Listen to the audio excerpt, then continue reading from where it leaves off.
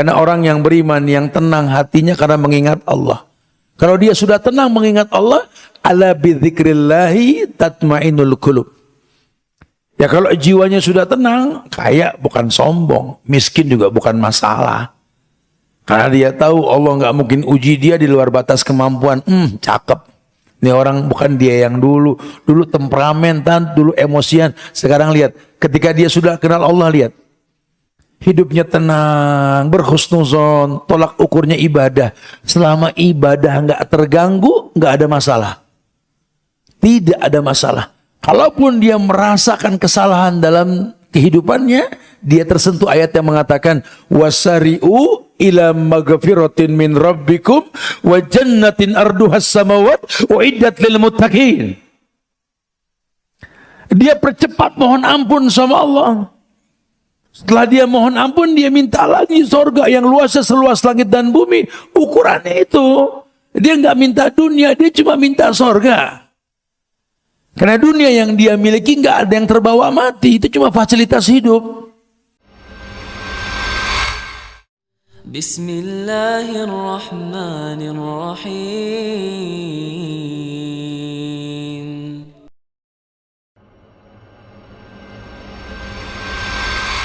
Assalamualaikum warahmatullahi wabarakatuh. Alhamdulillah.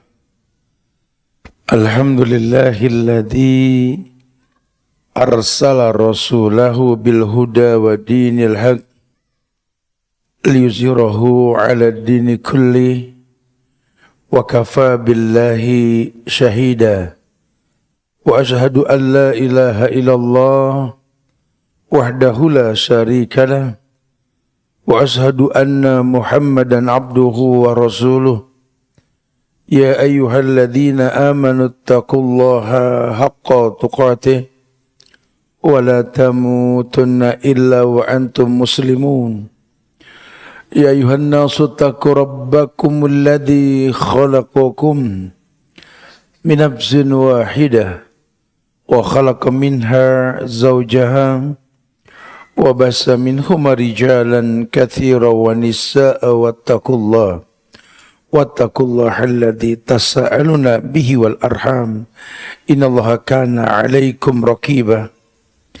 Ya ayyuhalladzina amanu taqullaha wa qulu qawlan sadida yuslih lakum a'malakum wa yaghfir lakum dhunubakum wa may yuti'illaha wa rasulahu faqad faza fawzan azima. Amma ba'du fa inna asdaqal hadisi kitabullah wa khairal huda huda Muhammadin sallallahu alaihi wasallam wa syarrul umuri muhdatsatuha wa kullu muhdatsatin bid'ah wa kullu bid'atin dhalalah wa kullu dhalalatin finnar. Ma'asyiral muslimin wal muslimat, sidang majelis tabligh akbar, majelis ta'lim al-mumtahanah di Masjid An-Nafi, Resort Dago Pakar Permai, yang semoga Allah selalu berikan keberkahan dunia dan akhirat. Alhamdulillah, izin Allah kita diberikan kemudahan oleh Allah untuk bisa berkumpul di Masjid An-Nafi ini untuk sama-sama meluruskan niat agar kita bisa menjadi kita yang baru, yang lebih baik. Dan boleh kalau kita ucapkan bak judul yang diberikan, bukan aku yang dulu. Harapannya dulu mungkin banyak kesalahan dan keburukan. Dan berharap pada hari ini justru banyak kebaikan yang kita dapatkan. Karena kalau boleh jujur, keranjang surgawi kita ini masih kosong. Mindset kita cuma masih urusan dunia. Padahal sang pencipta dunia mengatakan, wabtaghi fima atakallahu daral akhirah wala tansa nasibaka minad dunya. Itu ayat perintahkan kita untuk memanfaatkan yang Allah berikan kepada kita untuk urusan akhirat. Tapi jangan lupakan dunia gitulah, lurusin niat. Apapun yang kita cari di muka bumi ini, ya kita pengen Allah berikan kemudahan kita untuk menggapai kemuliaan di akhirat. Makanya pakai bahasa keranjang surgawi itu, masih kosong lah, masih mesti kita isi dengan banyak hal. Wallahi, kadang-kadang dunia ini malah membuat kita terlena. Merubah fungsi hidup kita yang tercipta untuk beribadah ini malah terwarnai oleh fitnah dunia. Teman-teman bisa lihat kan dalam Al-Quran itu di surat Ali Imran ayat 14 itu ya. Ayat yang menjelaskan tentang fitnah dunia. Di mana Allah sudah kasih kisi-kisi sebenarnya. Allah sudah kasih bayangan-bayangan untuk kita hidup di dunia ini. Agama ini liyuzhirahu ala dini kulli. Agama yang mewarnai bukan diwarnai. Maka muslimnya yang mewarnai bukan diwarnai. Di situ dijelaskan bahwa zuyyina lin-nasi hubbus syahwat minan nisa'i wal banin wal qanatiril muqantarati minadh dhahabi wal fiddah wal khilil musawwamah wal an'am wal hars dzalika mata'ul hayatid dunya wallahu indahu husnul ma'ab. Nah, justru Allah berfirman dalam Al-Quran, kata Allah, Allah ini yang bilang menciptakan manusia, menciptakan dunia dan bumi secara umum ini untuk manusia ada di atasnya, menjadikan ini semua sebagai media mazru'atul akhirah, alat bercocok tanam untuk akhirat. Cuma sudah terlalu lama kita terkecoh dengan warna dunia. Yang Allah katakan ini, zuyyina lin-nasi hubbus syahwat, bahwa diperindah pada pandangan manusia oleh Allah ini kecintaan dengan syahwat tadi terhadap apa-apa yang dia ingini. Apa sih yang diingini sama manusia? Yang pertama, minan nisa, perempuan. Baik diterjemahkan laki dengan lawan jenisnya perempuan atau sebaliknya, atau memang perempuan dengan perempuan. Ya, tidak bicara biologis kalau perempuan dengan perempuan. Coba memang perempuan ini dijadikan alat bantu untuk bisa mewarnai dunia. Ya, karena orang perempuan ngeliat orang perempuan aja bisa demen. Ya Allah, bajunya bagus banget, lo lihat itu baju itu. Perempuan sama perempuan. Laki mah nggak bakal begitu. Laki lagi ngobrol sama temennya nih, ada laki-laki jalan keren. Gila keren banget. Pasti masalah tuh orang. Karena memang nggak mungkin lah laki kepo ya. Makanya kalau ada laki-laki kepo, FOMO, narsis, laki ribut pakai WA, suruh pakai android, motif kembang gitulah. Laki jangan major, jangan di pojokan kamar cuma scroll doang, keluar, bumi Allah ini luas. Iya, wallah perempuan memang jadi simbol fitnah dunia. Sampai-sampai Islam mengatasnamakan perempuan itu mar'ah atau mir'ah, cermin, tempat orang memandang. Siapa yang gak suka ngaca? Jangankan si tampan dan si cantik, si buruk wajah pun seneng ngaca kok. Karena fungsi kaca ini kan jadi buat flashback, melihat kekurangan yang kita miliki. Orang nyisir kadang-kadang potongannya pas apa kagak, ngaca dulu, oke pas gitu kan. Kaca. Allahumma kama hasan ta khalqi fahasin khulqi. Yang sering ngaca apal gitu doa itu. Ya Allah, seperti kau baguskan tampangku, baguskan akhlakku gitu. Ya doa ngaca apalin tuh. Allahumma kama hasan ta khalqi fahasin khulqi. Ya Allah, seperti kau baguskan tampangku, baguskan akhlakku. Baguskan tampangku, bagus dari mana gua gitu ya. Ya karena bukan fisik, kalau sudah bahasa langitan, bahasa Tuhan itu bukan fisik sudah. Innallaha la yanzuru ila suwarikum wa la ila ajsamikum, walakin yanzuru ila qulubikum wa amalikum. Karena Allah enggak ngelihat pada fisik seseorang, enggak ngefek juga. Oh, paling enggak boleh kita menghina fisik manusia itu, paling enggak boleh. Dia juga enggak pengen pilih fisik seperti itu. Ya kan? Kita jangan bicara fisik itu mau gimana Tuhan lah ya. Tapi kan tetap kita kalau sudah nikah doa kita kan nggak bicara fisik, betul? Apa kita kalau sudah nikah doanya? Rabbi habli minas shalihin. Bicara fisik gak? Enggak. Ya Allah berikan kepadaku anak yang saleh.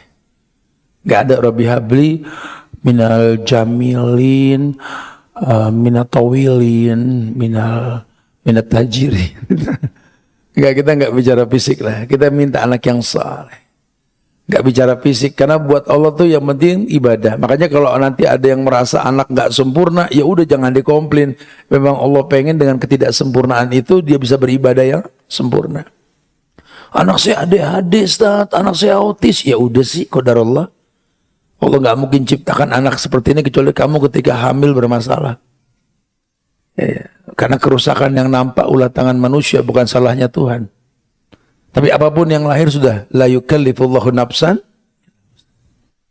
Allah ini nggak mungkin uji manusia di luar batas kemampuannya. Ya Allah nggak mungkin uji manusia di luar batas kemampuan. Ini sudah janji Allah. La yukallifullahu nafsan illa wus'aha. Allah nggak mungkin uji manusia di luar batas kemampuan. Justru Allah pengen manusia ini betul-betul memiliki manfaat dalam dirinya, ya, dengan ujian yang Allah ujikan kepada dia. Sudahlah, intinya yang pertama minan nisa. Yang kedua, wal banin, kita bicara anak. Gara-gara urusan anak ini tidak sedikit orang terbengkalai ibadahnya sama Allah. Ya, gara-gara urusan anak ini banyak yang syubhat pun dihalalkan.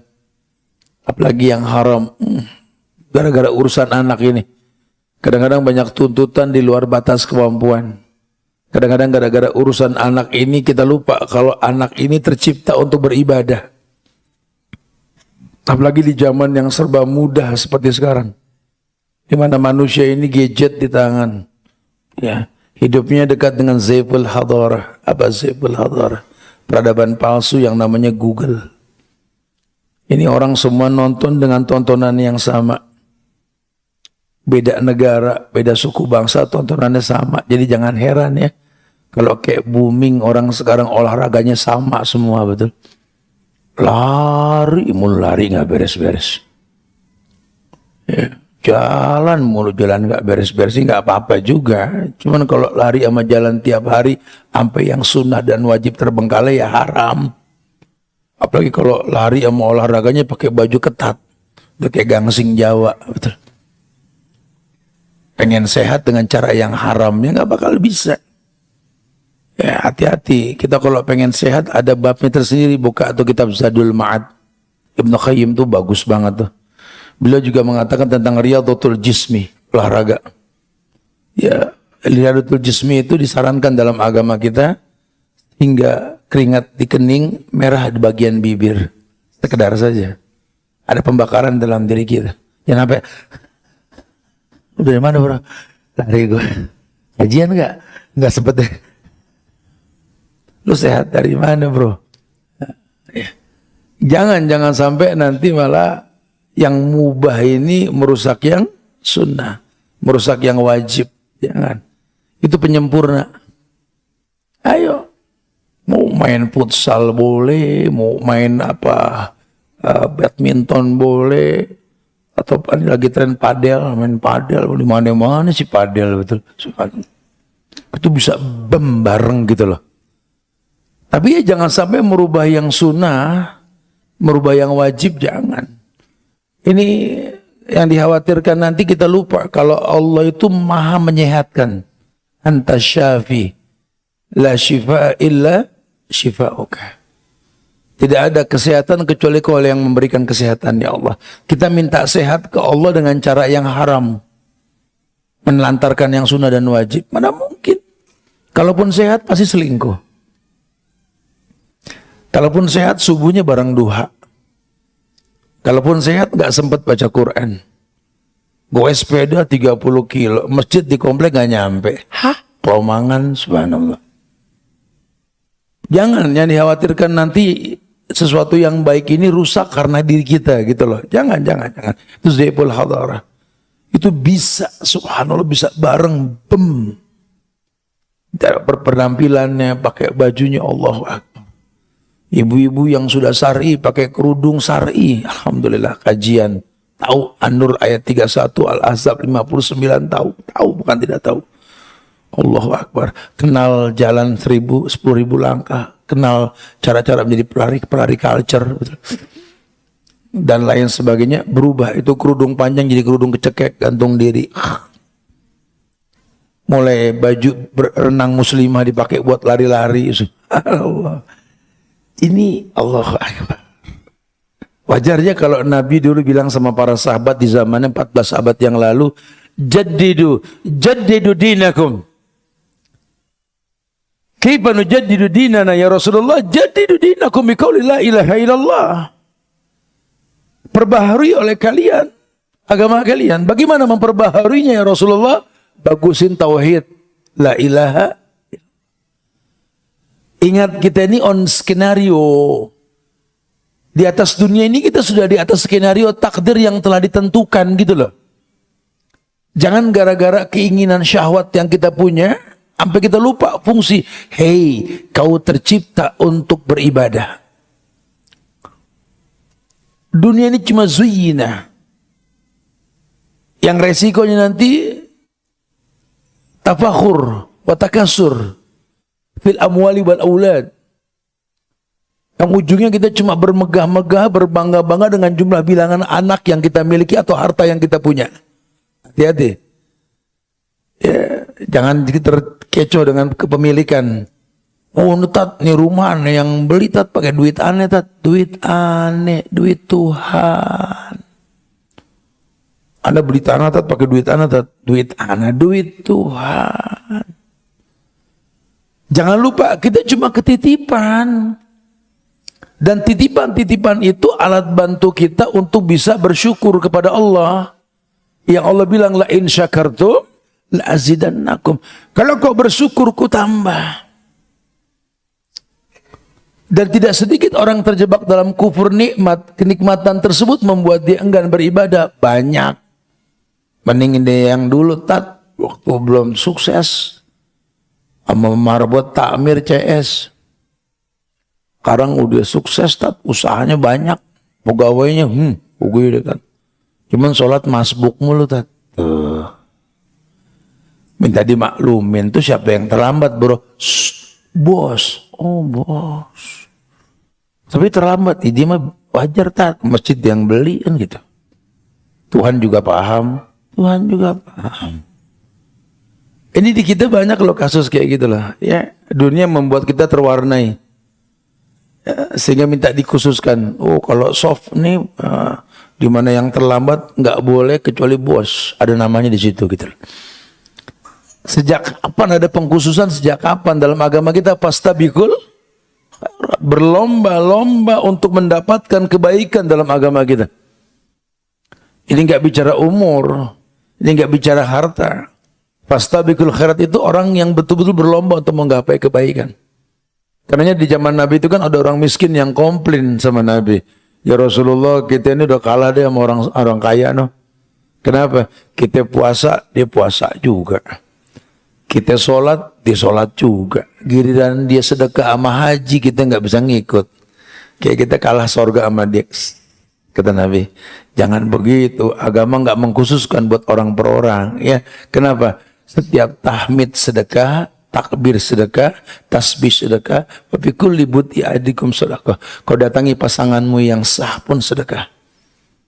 Jadi Allah nggak pengen agama ini buat orang per orang, enggak.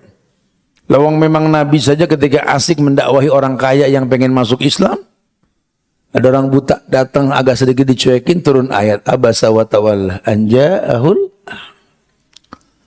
Ini agama bukan buat mereka yang kaya ya Rasul, buat manusia secara umum. Ad-dinun nasiha, agama ini nasihat buat semuanya. Maka jangan sampai kita terkecoh dengan fitnah dunia. Ya Allah bilang minan nisa wal banin wal qanatiril muqantarah. Perabotan rumah tangga. Ya, padahal kita bikin rumah itu cuma buat istirahat, sakanan. Allah ciptakan ya yang namanya rumah ini buat tempat tinggal.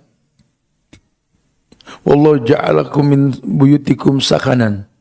Allah jadikan rumah-rumah kalian tempat tinggal, sakanan, tempat tinggal untuk sakinah, untuk diturunkan ketentraman. Cuma ya karena memang manusia pada akhirnya FOMO, ada narsisnya juga, pengen orang tahu dia dari mana dan pernah kemana.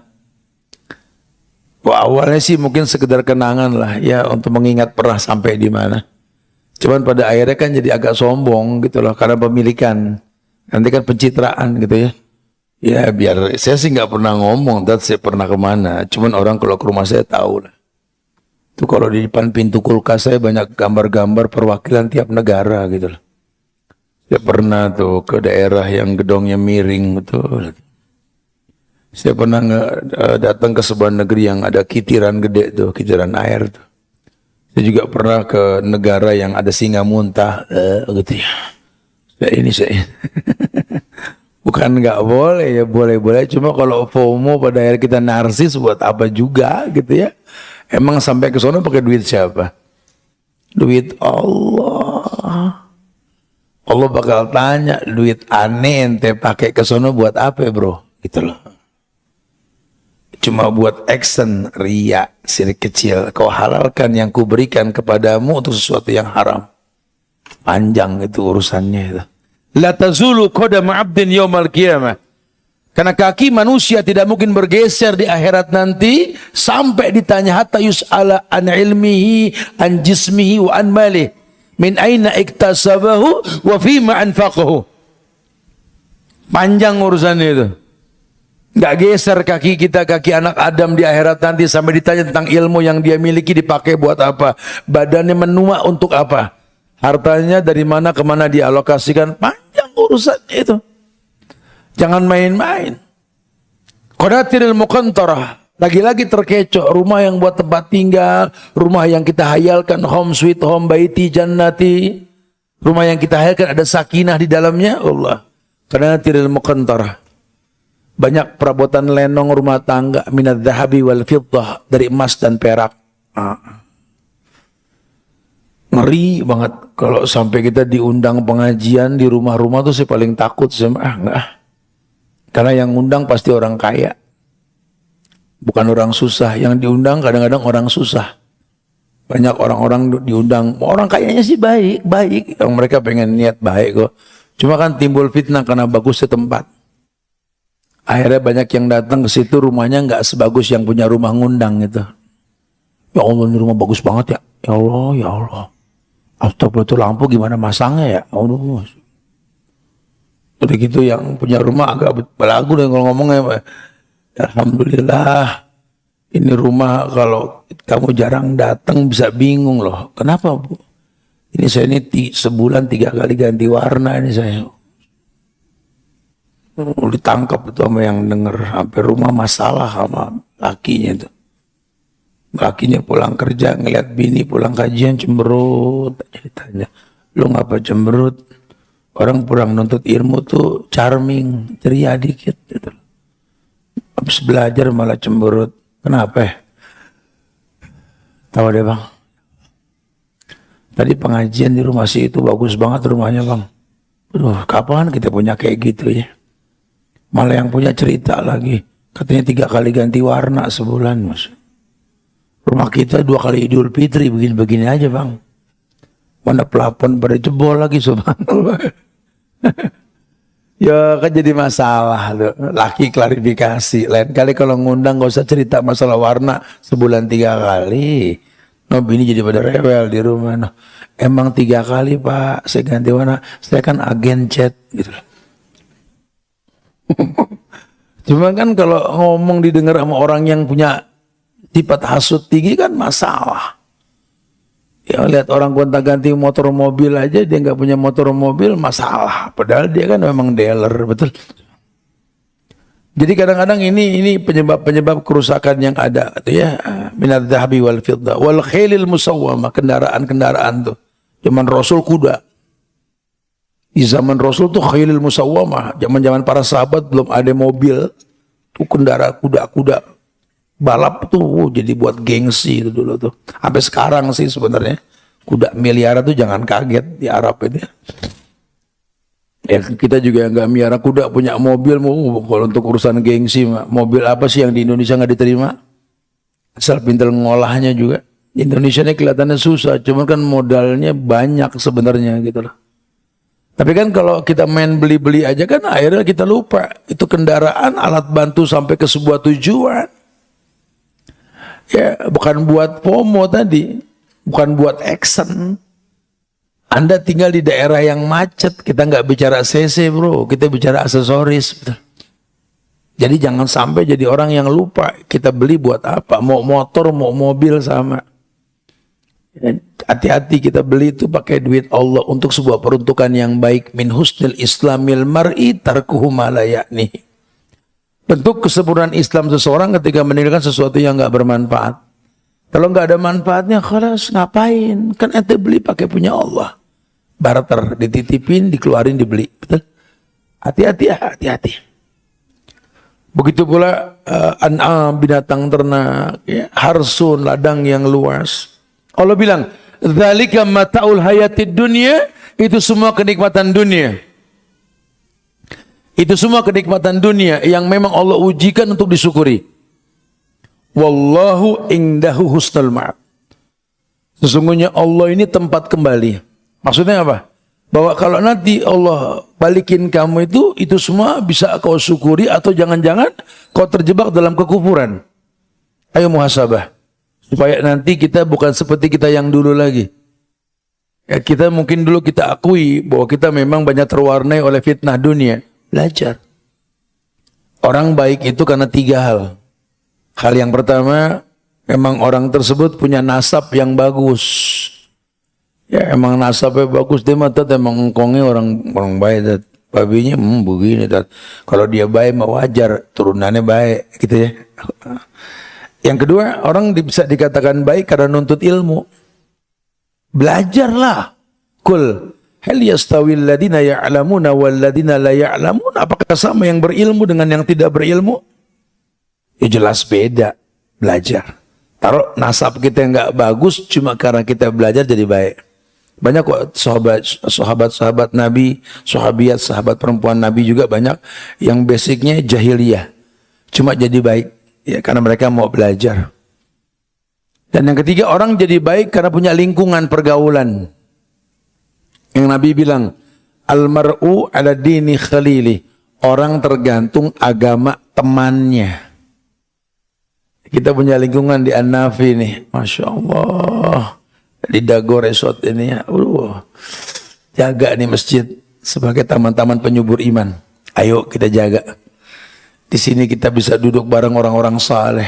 Allah ya akhi, ini yang hadir sekarang saya yakin punya masa lalu yang berbeda, betul. Karena kita nggak bisa pilih takdir kan, balah. Kita nggak bisa pilih takdir. Sudah yang sudah-sudahlah. Ada yang lahir di keluarga baik-baik. Ada yang lahir di keluarga yang nggak baik-baik. Ada yang lahir di keluarga yang mendidik kebaikan, mendidik keburukan. Oh macam-macam. Ada yang masa lalunya buruk, masa lalunya baik. Khalas, yang udah-udah. Alamal bi khawatimihah. Tapi ini lingkungan yang baik. Kalau sore ini kiamat, hancur dunia, mati kita semua. Di mana kita dibangkitkan? Surga. Al-amal bi khawatimihah. Amal tergantung akhir, bukan awal. Jaga tempat-tempat yang kita bisa bergaul di atasnya dengan pergaulan yang baik. Itu 3 tuh penyebab orang baik itulah. Masya Allah. Kalau tidak nanti kita dirugikan. Makanya Allah pengen kita pakai ilmu untuk menaklukkan dunia tadi. I'lamu annamal hayatud dunya laibun wa lahwun wa zinatu wa tafakhurun bainakum wa takasur fil amwali wal aulad. Berilmu makanya kamu dunia ini permainan. Dunia ini ya cuma sesuatu yang melalaikan. Dunia ini cuma buat berbangga-bangga, bermegah-megah dengan angka dan bilangan apa yang kita miliki, harta maupun anak. Terpukau kita seperti melihat indahnya bukit yang hijau yang tadinya kuning kering kerontang. Kena hujan hijau langsung. Kama saliyagaisin ajabal kufar nabatu. Terpukau orang-orang tuh. Dunia gitu, terpukau orang terpukau. Gadis cantik di kampung yang bagus agamanya pindah ke kota, terpukau, dia lupa dia bagus agamanya. Ya. Banyak hari gini banyak. Ya, kenapa? Karena FOMO. Jangankan orang biasa, hatta bini-bini ustadz juga kadang-kadang subhanallah ya. Pindah ke kota langsung bergaul abis. Kau bukan yang dulu lagi. Sadar nggak sadar kita bingung. Ustadz dulu saya cuma gadis kampung, Tat. Mantan pacar saya tuh suami, Tat. Itu dia sayang banget dulu sampai bela-belain ke kampung, Tat. Bawaan sampai susah, Tat. Sekarang saya sudah bukan lagi gadis kampung, tinggal di kota. Dulu saya nggak pernah kenal skincare. Sekarang merek apa yang saya nggak punya, gitu, Ustaz. Kalau saya ngaca saya yang dulu dengan saya yang sekarang, bagusan saya yang sekarang. Kok dia bisa pindah ke lain hati? Dulu waktu saya belum dandan, dia kegila-gila. Sekarang saya sudah jadi orang yang cantik, dia malah kawin lagi, tinggalin aku, khianati aku. Ya, kau bukan yang dulu lagi. Dulu zaman kamu cuma seorang pemuda miskin. Modal semangat melamar anak gadis orang. Sekarang kamu sudah pemuda yang keren, kaya, semuanya punya. Kok bisa ya istrimu berkhianat? Apa kekurangan yang kau miliki dibanding kau yang di masa lalu? Karena tingkat perselingkuhan ini tertinggi ya semua di kalangan wanita, bukan laki-laki, surveinya begitu. Ya, Masya Allah, kok bisa terjadi? Iya. Ini kita nggak bisa nutup mata, kok bisa begitu, Ustaz? Ya coba cari penyebabnya, baru kita buatkan formulanya nanti. Makanya dikatakan perbaharui agama kalian. Sudah terlalu lama kita mengamalkan sebuah perbuatan bukan lillah, bukan buat Allah. Bukan buat Allah. Buat di follow orang, buat di like orang gitu lah. Apapun yang kita perbuat sudah keluar dari janji yang kita janji setiap hari. Inna salati wa nusuki wa mahyaya wa mamati lillah. Udah jadi teori doang itu. Sesungguhnya salatku, sembelihanku, hidupku, matiku lillah. Hanya untuk Allah. Hanya untuk Allah. Kalau memang hanya untuk Allah ya buktikan. Cuma kan gadget di tanganmu ini, handphone di tanganmu ini, membuat kamu menjadi orang yang narsis. Semua kebaikan yang kau lakukan, kau update di status Instagrammu, WA-mu, dan lain-lain.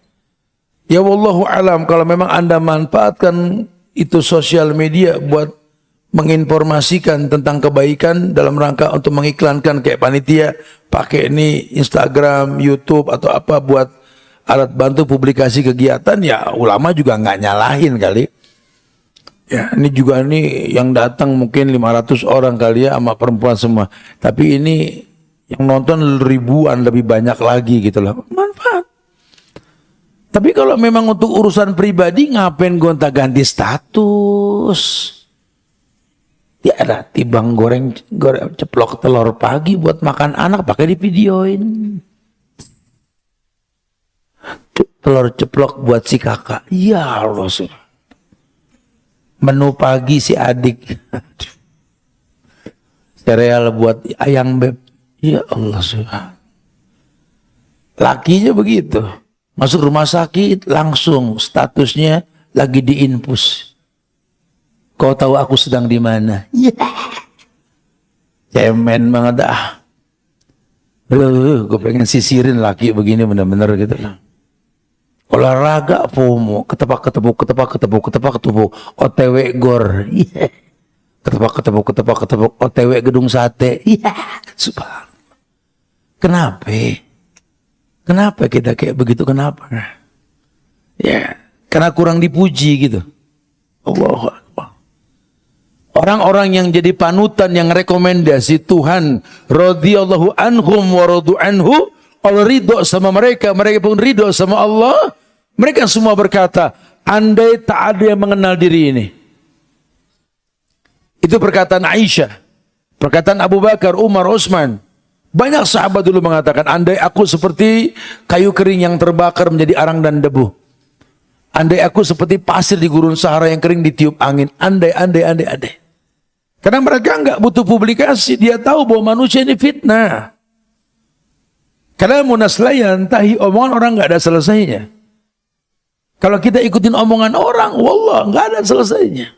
Kan kita pernah, saya masih ingat bahasan-bahasan awal kita di Anapi, sebelum Anapi Semegah ini dulu. Cerita tentang orang ayah dan anaknya itu yang mau jual kuda ke pasar. Ketemu orang di jalan itu, ditanya, mau kemana kalian ini? Bisa kompak nonton kuda berduaan. Mau jual kuda ke pasar. Kata tuh orang, kan pasar jauh. Kuda juga mau dijual. Naikin dong yang cerdas sedikit. Iya juga Pak. Iya juga, naik berdua. Ketebak pasar. Ketemu orang, nanya lagi, pada mau kemana? Mau ke pasar. Oh kelewatan. Kuda kurus dinaikin berdua. Kesian sama itu kuda, nggak kuat. Satu turun, satu naik masih boleh. Orang tua ngalah, anak naik, dituntun tuh kuda. Ketemu orang lagi ditanya, anak sekarang kurang ajar ya. Orang tua suruh jalan, naik di kuda enak-enakan. Turun, gantian yang tua naik, yang muda jalan masih kuat. Anak turun, bapak naik. Ketemu orang lagi, astagfirullahaladzim. Orang tua sekarang nggak punya otak ya. Anak kecil suruh jalan, dia malah naik kuda. Turun dua-duanya berbisik. Oh ya udah, akhirnya kudanya digendong berdua. Ketemu orang, kuda sakit.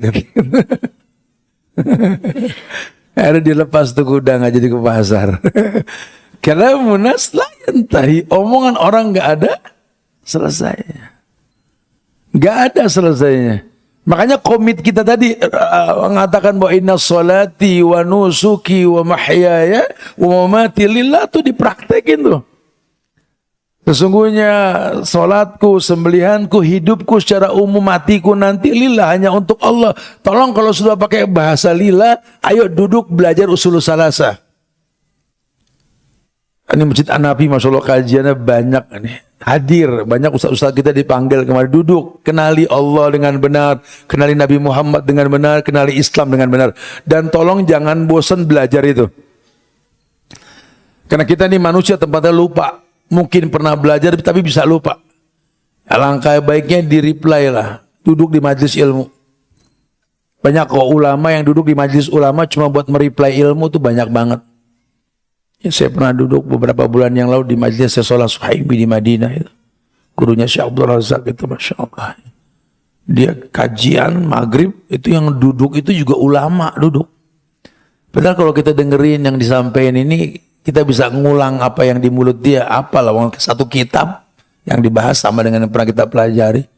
Cuma apa sih hikmahnya ini? Ya ini orang mengingatkan apa yang pernah dia pelajari dari mulut orang yang lebih berilmu. Dan kita butuh mereply itu. Mulihin, diulang-ulang itu penting. Karena boleh jadi kita lupa. Duduk di majelis ilmu, taman-taman penyubur iman. Budayakan itu untuk mengenal Allah, mengenal Nabi Muhammad, mengenal Islam dengan benar. Sehingga nanti kita akan tahu, kalau kita giring kehidupan tersebut, dalam rumah tangga yang kita miliki, ya kita pengen kesalahan dalam kehidupan rumah tangga kita ini membuat kita lebih baik ke depan nanti insya Allah. Makanya kalau bahasan bukan aku yang dulu, itu dilarikan ke ikatan rumah tangga, ya, kita akan menemukan nasihat-nasihat yang indah dalam agama kita. Bahwa agama ini mencontohkan kepada kita untuk menjadi orang yang baik. Ya, Syekh Abdurrahman Nasir As-Sa'di dalam kutip buku kecilnya itu mengatakan bahwa harusnya kalau orang beribadah dengan benar, yang tadinya dia belum pernah beribadah, atau dia pernah beribadah tapi belum bisa merasakan manfaat ibadah, ya introspeksi. Karena orang yang beribadah dengan benar akan memiliki stabilisasi iman. Ada beberapa hal yang saya tuliskan dalam bukunya itu. Coba introspeksi, atau hasibu qabla an tuhasabula kalau bahasa Umar. Kamu hisab diri kamu sebelum dihisab sama Allah. Wazinu qabla an tuzanu. Kamu timbang dirimu, amal perbuatanmu sebelum ditimbang oleh Allah nanti. Karena ada yaumul mizan, hari di mana ditimbang semua perbuatan kita, betul? Orang kalau sudah beribadah dengan betul dan dia berilmu sebelum dia beribadah, demi Allah, harusnya dia punya stabilisasi iman dan amal soleh yang dirutinkan. Makin berilmu, makin senang menaklukkan amal untuk menggapai kebaikan, memenuhi keranjang surgawi dia. Iya, orang yang baik ibadahnya, orang yang stabil imannya. Alasannya apa, Ustaz? Karena iman yazid wa yanqus, naik dan turun. Amal dia yang baik, yazidu bi ta'ah, membaguskan iman dengan ketaatan. Amalnya yang buruk menghilangkan kemuliaan iman, hingga turunlah iman karena amal yang salah. Iya, harusnya orang kalau sudah beragama dengan baik, dia berilmu, imannya stabil. Ya, walaupun sifat iman manusia naik dan turun, tapi ya lebih banyak stabilnya lah. Karena amal soleh itu penting banget. Yang kedua, orangnya ini bisa berbuat baik dengan sesama makhluk. Efek buruknya begitu. Jangankan buat dirinya, buat orang lain pun dia ada manfaat. Kayak ayat yang mengatakan di At-Tahrim ayat 6 itu, alladzina amanu qu anfusakum wa ahlikum nar. Hai orang yang beriman, jagalah dirimu dan keluargamu dari api neraka. Orang kalau sudah bagus iman, menggugurkan kewajiban yang disyariatkan, efeknya itu ku anfusakum wa ahlikum nar. Akan bisa menjaga diri dan keluarga.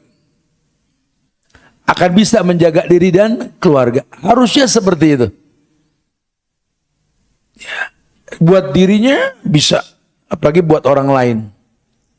Dia akan maksimalkan. Yang ketiga, kata Syekh Abdurrahman Nasir As-Sa'di, bahwa orang yang betul-betul benar dalam mengamalkan ritual ibadahnya, dia akan menyibukkan diri dengan pekerjaan dan ilmu yang bermanfaat. Karena makin sadar betapa kecintaan dia kepada Tuhan dalam ibadah itu cuma masa yang pendek. Sementara dia sudah kenal Allah. Saya pernah sampaikan di kajian kita di sini bahwa Allah itu adalah dua kata yang digabungkan, ilah wa wala. Kita yang menyembah Allah harus tahu, Allah yang kita sembah, alif lam lam ha dalam tulisan itu di kaca tuh. Allah, Allah, alif lam lam ha. Itu bahasa Arab. Kini tulisan Utsmani. Dulu zaman Rasul nggak ada tulisan alif lam lam ha gitu dulu. Ya, kalau antum melihat Quran di zaman Utsman, nggak ada yang begitu tulisannya. Sekarang begini ya, tapi Ibnu Katsir mengatakan Allah itu ilah wa wala. Ilah yang diibadahi dengan benar. Wa wala, tidak ada kata cukup dalam beribadah kepadanya. Maksudnya apa, Ustaz? Ya saya sampaikan barusan bahwa harusnya Anda kalau sudah kenal Allah, Anda tuh akan merasa kurang dalam setiap ibadah Anda gitu loh. Harusnya lebih senang awal ibadah ketimbang selesainya ibadah. Makanya kalau sudah tahu waktu bergulir cepat, ibadah bisa digugurkan dan gak ada yang menjamin dia ketemu sholat yang akan datang. Sebagaimana sabda Nabi, ij'al sholataka sholatal muwaddi'. Ij'al sholataka sholatal muwaddi'. Jadikan sholat yang kau lakukan sholat perpisahan. Karena nggak ada yang jamin kamu ketemu sholat berikutnya. Anda sholat asar tadi, ada yang jamin Anda akan sholat maghrib? Kan enggak. Karena bicara kematian kita nggak bicara sakit atau sehat. Kullu nafsin dha'iqatul maut, setiap yang bernyawa pasti didatangi oleh kematian. Innama tuwaffawna ujurakum yaumal qiyamah. Karena memang harus mati untuk dapat balasan di hari kiamat nanti.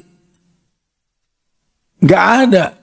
Lu makanya hidup yang sehat jadi gak mati. Ada yang lagi nyemes mati. Gitu. Tidak sedikit orang-orang kuat mati lagi ada aktivitas. Gak ada hubungannya. Ayo hidup sehat untuk bisa beragama dengan cara yang baik.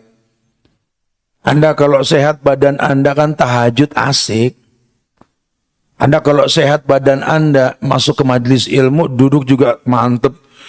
Rabbi zidni ilman warzuqni fahman. Duduk juga mantep. Kalau caranya betul, insya Allah begitu. Tapi kalau caranya salah, sehat kita salah, masuk majelis ilmu, PW cari pojokan, bukan zidni ilman. Bismika, Allahumma amut gitu. Ya. Aduh, makanya kita kalau lagi kajian gini ada teman merem bangunin apa? Alhamdulillahilladzi ahyana ba'da matana wa ilaihin nusur. Doa bangun tidur, bangun di mana aja bangunin ya. Antum dapat jariah tuh bangunin orang ya. Iya. Dia sibuk dengan pekerjaan atau ilmu yang bermanfaat. Wallah, karena dia tahu betapa dia tuh mencintai Allah. Cinta itu dalam agama al-hub fihi mahabbah. Cinta itu ya ada kaitan rasa yang susah dijelaskan dalam lisan manusia. Anda bisa betul-betul mencintai Allah karena kebaikan yang Anda rasakan dari Allah yang memberikan itu membuat Anda berfungsi sebagai hamba kepada makhluknya. Akhirnya Anda mendapatkan kebaikan yang dijanjikan. Lihat bahasa agama.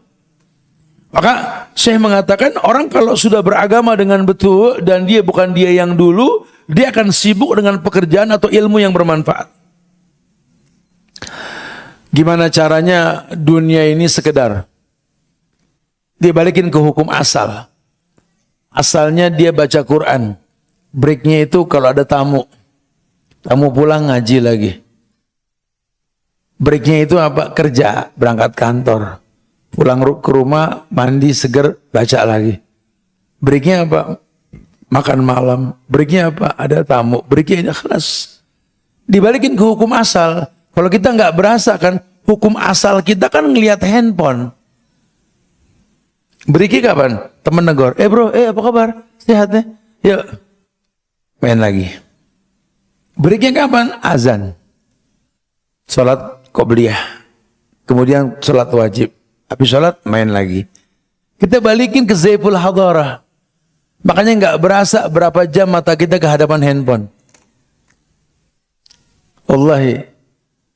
Sebenarnya nggak ada masalah kalau memang ada sebuah kebaikan. Atau kehidupan yang lain yang kita jadikan sebagai landasan. Breaknya cuma aktivitas lain. Kenapa kita nggak kembalikan ke hukum asal yang Allah firmankan di Az-Zariyat ayat 56? Wa ma khalaqtul jinna wal insa illa liya'budun. Tidaklah kuciptakan jin dan manusia kecuali untuk beribadah. Balikin ke hukum asal. Aku hidup untuk ibadah. Syukur semua kita niatin ibadah. Ya. Tapi kalaupun memang kita nggak bisa niatkan semua untuk beribadah demi Allah. Dia berusaha memaksimalkan ritual yang dia perbuat ini memang hanya untuk Allah. Nabi yang mengatakan syukran. Ad-dunya mal'unah wa mal'unun ma fiha illa ma kana lillah alim au muta'alim. Ya Rabb, sang rujukan di muka bumi Muhammad bin Abdullah sallallahu alaihi wasallam yang Allah rekomendasi dijadikan contoh. Walaqad kana lakum fi Rasulillahi uswatun hasanah. Telah ada suri teladan yang terbaik pada diri Rasulullah sallallahu alaihi wasallam. Allah yang Allah perintahkan wa ma atakumur rasul fakhudhuhu wa ma nahakum anhu fantahu. Al-Hasr ayat 7 itu. Beliau orang yang mengatakan bahwa dunia ini mal'una, terlaknat. Yang bilang dunia terlaknat siapa? Allah. Rasul yang sampein. Ad-dunya mal'una wa mal'unun ma fiha illa ma kana lillah. Kecuali yang tidak terlaknat itu yang diperuntukkan hanya untuk Allah. Alim, orang yang berilmu, au muta'alim, atau orang yang menuntut ilmu. Sisanya terlaknat dunia ini. Kalau sudah tahu begitu, waduh. Jangan sampai dia ngoleksi yang dilaknat ini. Sampai dengan urusan dunia. Kita orang laki kan sering dengar imam baca ketika Jumat itu. Ayat wujuhu yawma idzin khasi'ah amilatun nasibah tasla naran hamiyah tusqa min ainin aniyah laisa lahum ta'amun illa min dhari' la yusminu wa la yughni min ju'. Nanti di akhirat itu ada wajah-wajah yang tertunduk malu. Amilatun nasibah, merasa telah beramal soleh, cuma Allah musnahkan. Bahkan tasla naron hamiyah, digampangin masuk neraka hamiyah. Padahal dia bilang di dunia aku sudah bersedekah, ini masjid aku yang bikin, ini aku yang bebasin, ini semua aku yang bantu, ini marbot aku yang umrohin. Hei, kau bisa berbuat itu wajar karena kau dititipkan sama Allah. Coba niat kamu itu untuk apa? Karena tidak sedikit orang ini FOMO tadi, narsis. Setiap kegiatan yang dia buat pengen semua orang tahu. Dia lupa kalau ritual sunnah ini tangan kanan memberi, tangan kiri nggak perlu tahu gitu loh. Allah musnahkan. Lah, saya mengatakan harusnya tidak. Orang yang betul dalam beribadah, dia akan sibuk dengan pekerjaan atau ilmu yang bermanfaat. Dia akan pusatkan pikirannya untuk melakukan semua yang baik dalam kesehariannya, tanpa dia menyalahkan masa lalunya yang buruk atau dihantui oleh pemikiran di masa depan yang dia nggak tahu. Yang dia tahu kalau sudah dekat sama Allah mah nggak ada yang nggak mungkin lah. Semuanya mungkin. Pokoknya saya mesti lakukan sesuatu yang baik yang memang membuat Allah senang. Lillah bahasanya. Prinsipnya kan innallaha tayyib la yaqbalu illa tayyiban. Allah itu baik, cuma nerima yang Allah baik, cuma nerima yang orang yang betul dalam beragama, dia akan memperbanyak zikrullah. Karena dia butuh Allah. Dia butuh ketenangan menghadapi kenyataan. Apa yang kita minta ke Allah dalam bentuk bantuan, datang itu bukan dengan angka bilangan yang kita minta, bukan. Ketenangan yang Allah berikan. Sehingga kalau kita sudah tenang nanti kita berhusnuzon. Ya, alladzina amanu wa tatma'innu qulubuhum bi dzikrillah. Karena orang yang beriman yang tenang hatinya karena mengingat Allah. Kalau dia sudah tenang mengingat Allah, ala bi dzikrillahi tatma'innul qulub.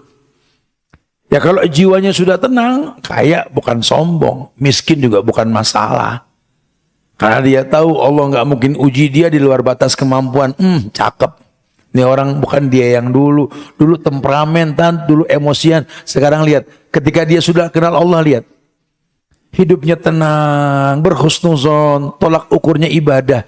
Selama ibadah nggak terganggu, nggak ada masalah. Tidak ada masalah. Kalaupun dia merasakan kesalahan dalam kehidupannya, dia tersentuh ayat yang mengatakan wasari'u ila maghfiratin min rabbikum wa jannatin arduhas samawat uiddat lil muttaqin. Dia percepat mohon ampun sama Allah. Setelah dia mohon ampun, dia minta lagi surga yang luasnya seluas langit dan bumi. Ukurannya itu. Dia nggak minta dunia, dia cuma minta surga. Karena dunia yang dia miliki nggak ada yang terbawa mati, itu cuma fasilitas hidup. Dia maksimalkan bagaimana dia selalu mengingat Allah. Yang Nabi bilang, ihfazillah yahfazuk. Ihfazillah tajidhu tujahak. Ihfazillah yahfazuk. Kamu jaga Allah, Allah jaga kamu. Ihfazillah tajidhu tujahak. Kalau kamu jaga Allah, kau akan temukan Allah dimanapun kau berada. Maksudnya apa saat menjaga Allah? Allah dijagain, Allah nggak butuh penjagaan. Li'annahu al-muhit, yang maha menjaga. Allah aziz, perkasa. Udah jangan pikirin jagain Tuhan, bukan. Ihfazillah itu jaga agama Allah. Kalau Allah bilang ku ciptakan kau untuk ibadah, jaga itu. Jangan gara-gara ikatan dunia membuat Anda terlena. Anda tercipta untuk beribadah. Kesibukan dunia jangan membuat Anda menelantarkan hubungan dengan Tuhan. Ukurannya ibadah. Kalau ibadah sudah mulai terganggu, yang dikoreksi dunia, bukan akhiratnya. Pasti ada masalah. Orang kalau sudah susah bangun subuh, lihat pasti maksiat. Maksiat dalam bentuk dosa yang banyak atau ya, lihat. Kemaksiatan yang dia timbulkan apa? Ya ini mungkin merubah malam yang dipakai buat istirahat, dipakai buat begadang. Gara-gara dunia sering lembur. Gara-gara sering lembur nggak bisa bangun tahajud. Subuh juga terlambat. Ya, kalaupun sholat masbuk. Tidak sedikit orang yang gara-gara aktivitas malam itu subuhnya bareng duha. Ya, hilanglah keberkahan dalam hidup. Masya Allah. Wallah dirugikan. Wallah dirugikan. Demi Allah. Jangan, nggak boleh. Dia perbanyak zikir kepada Allah. Kalau dia sudah banyak mengingat Allah, Syekh mengatakan ini orang bakal sering menyebut nikmat Allah. Baik yang nampak maupun yang tersembunyi. Sebagaimana ayat Allah firmankan, wa bi ni'mati rabbika fahaddis, nikmat Allah sebut. Hadza min fadli rabbi, hadza min fadli rabbi, hadza min fadli rabbi. Ini adalah karunia Allah, karunia Allah, karunia Allah. Dikit-dikit alhamdulillah, alhamdulillah. Kalaupun enggak mengenakan alhamdulillah ala kulli hal. Hidupnya enggak ada komplain. Hidupnya tidak ada komplain. Ini orang Masya Allah. Dia perbanyak mengingat Allah. Dia perbanyak menyebut nikmat Allah. Yang transparan maupun yang tersembunyi. Tujuannya apa? Kalau dia banyak mengingat Allah, dia akan mengerdirkan diri di hadapan Allah. Kalau dia banyak mengingat Allah, dia akan mengkerdirkan diri di hadapan Allah. Dalam apa? Dalam sholat dia. Allahu Akbar, Allah Akbar, ana saghir. Allah besar, aku kecil. Al-Fatihah 7 ayat yang diulang-ulang itu menggetarkan jiwa dia. Idza dzukirallah wajilat qulubuhum. Kalau disebut nama Allah bergetar hatinya. Selesai Al-Fatihah dibacain ayat lain. Wa idza tuliyat alaihim ayatu zadathum imanan. Kalaupun disebut ayat lainnya zadathum imanan, tambah iman. Wa ala rabbihim yatawakkalun, dan kepada Allah ini dia bertawakal. Oh, kalau dia sudah kenal Allah, tawakalnya tinggi. Dia jadikan Allah sebagai wakil, penjamin. Hasbunallah wa ni'mal wakil. Ni'mal maula wa ni'man nasir. Hasbiyallahu la ilaha illa huwa rabbul arsil azim. La haula wa la quwata illa billah. Mulutnya rotban min zikrillah. Mulutnya banyak mengingat Allah. Ya, ini yang diinginkan. Saya mengatakan seperti itu. Nah, dalam muamalah, dalam interaksinya nanti, dia jadi orang yang baru tuh. Ya, wajar lah kalau dikatakan aku bukan aku yang dulu itu. Saya mengatakan begini. Karena dia udah sering menyebut nikmat Allah yang dia rasakan, dia akan melihat orang-orang berada di bawahnya ini, lebih sering melihat orang yang di bawah dia ketimbang orang yang di atas dia. Dalam urusan dunia ya. Ya. Kalau urusan akhirat kita suruh ngelihat yang atas bukan yang bawah. Wah, ente telat, mendingan telat, no malah kagak sholat. Bukan gitu bahasanya. Ya. Kalau urusan dunia kita boleh ngomong begitu ya. Saya sengaja banting tulang. Saya berusaha memaksimalkan supaya nggak terlantar ibadah saya kepada Allah. Ya kalau dia begitu saya jangan, lain hal ya. Itu kamu nggak punya motor mobil ya nggak apa-apa. Teman saya juga punya motor mobil malah nggak kepake tuh, itulah. Kamu mobil kamu jelek banget ya nggak apa-apa, mobil yang penting. Teman saya malah punya motor, nah. Kamu motor doang punya, ya alhamdulillah. Temen malah sepeda goes doang loh. Sepeda doang ya nggak apa-apa. Temen malah jalan kaki loh. Jalan kaki, nggak ada kendaraan. Alhamdulillah temen di wheelchair. Kamu didorong, masih bisa datang walaupun didorong. Teman saya udah tepar loh gitu loh.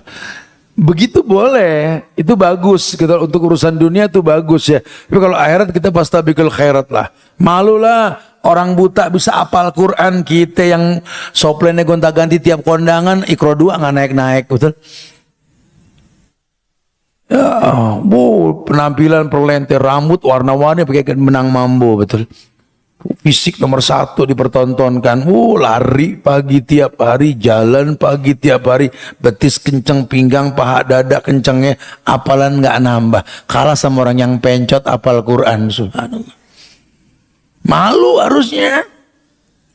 Terus kalau udah ganteng, udah cantik, emang daging belatung tanah nggak makan kita? Makan nanti, mati jadi bangkai gitu. Jangan salah paham nih. Hari gini banyak orang yang terkecoh nih.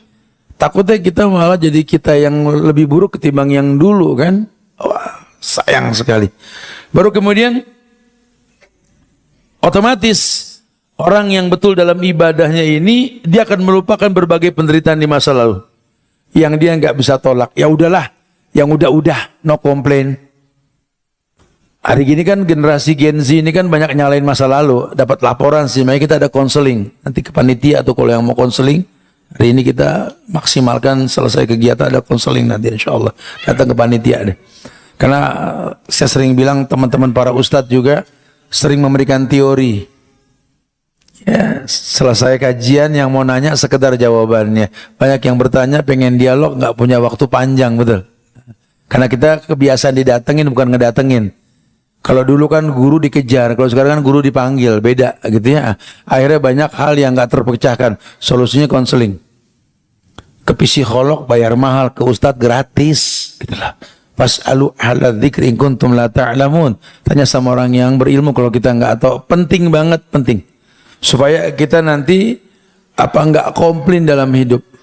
Hari gini generasi Z ini banyak flying victim.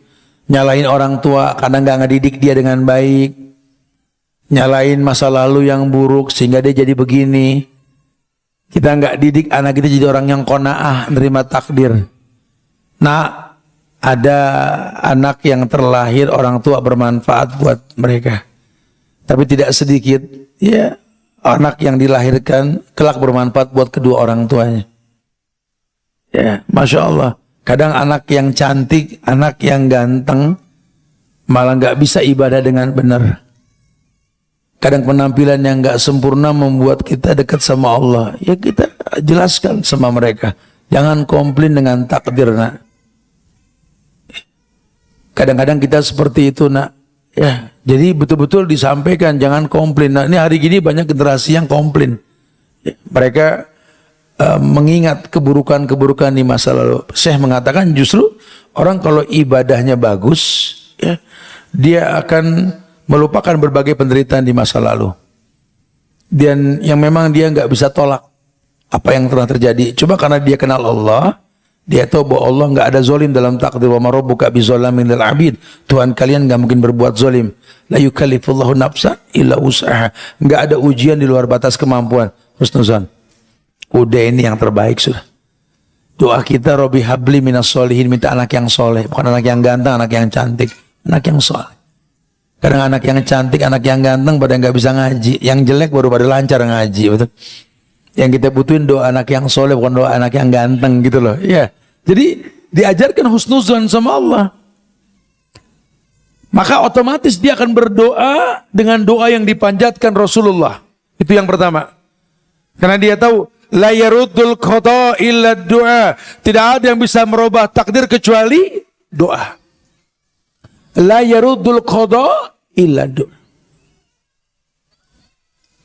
Tidak ada yang bisa merubah takdir kecuali doa. Dia kenal Allah, dia tahu Allah, maka doa yang dia contoh doa Rasul. Apa yang Nabi tidak ajarkan, beliau ajarkan semua. Kalaupun pada akhirnya nanti dia nggak tahu doa Rasul, secara umum dia balikin semua ke Allah. Ada doa nanti yang kita nggak nyontoh Rasul karena hajat kita berbeda. Agama memperbolehkan, tapi jangan diikat dengan ritual. Ya, sehingga kita mengatakan seakan-akan sunnah yang kita minta. Enggak. Keumuman dalil silakan. Anda mau doa pakai bahasa apapun silakan, Tuhan paham. Ya, wallahi Tuhan paham dengan apa yang Anda panjatkan ke Allah. Selama Anda yakin bahwa Allah itu as-somad, tempat bergantung semua makhluk, dan Anda mengatakan kul huwallahu ahad, esakan Allah, baru kau bergantung sama Allah. Jangan main bergantung tapi nggak mengesakan Allah. Karena hari gini banyak orang berdoa tapi dia kan ria. Ria tadi tuh, suka mengekspos kegiatan di sosial media. Berdoa mah berdoa, tapi dia kan sum'ah, pengen didengar. Doa mah doa, tapi kan dia ujub, pengen tampil. Akhirnya masuk nasihat Nabi, innar rajula la yuhramu rizqo bidzambin yusibu. Orang terhalang dari rezekinya karena maksiat yang dirutinkan. Hilanglah kebaikan yang dia inginkan, Masya Allah. Ya. Baru kemudian beda dia dengan dia yang dulu ini, kata Syekh, dia akan selalu menjadi orang yang memperkirakan kemungkinan terburuk yang akan menimpanya, kemudian dia menguatkan diri untuk siap menerimanya. Iya, dia menjadi orang yang memperkirakan kemungkinan terburuk yang akan menimpanya, kemudian menguatkan diri untuk siap menerimanya. Nah, dia maksimalin. Gimana caranya, apa yang dia perbuat ini ya untuk sesuatu yang memang baik. Saya mengatakan dia perkirakan kemungkinan terburuk dalam semua hal.